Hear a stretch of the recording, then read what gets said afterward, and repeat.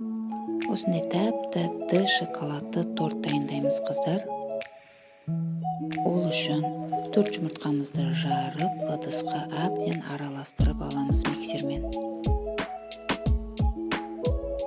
Үстіне қант қосамыз, 160 грамм. Тағы да жақсылап араластырамыз.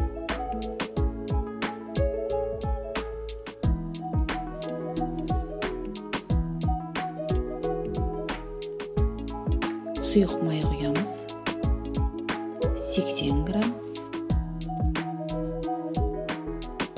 Артынша сүтті құйып жібереміз.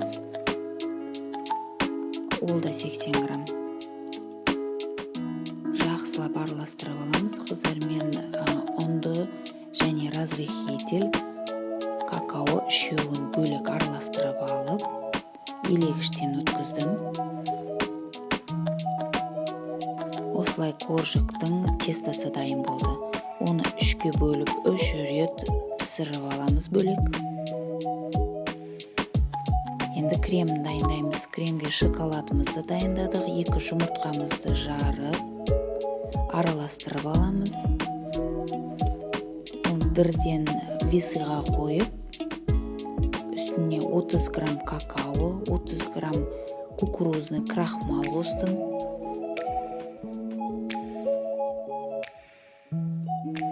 Бірден араластырып, осындай масса шығады, қоп-қою.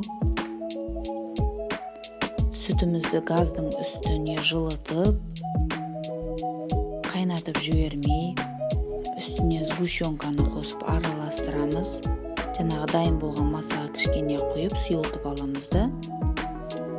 Газдың үстінде тұрған сүтке қосамыз, араластырып отырып, қою крем шығады. Оның үстіне шоколадымызды саламыз да, коржикке жағып, 6 коржик шықты менен, міне осындай торт шығады.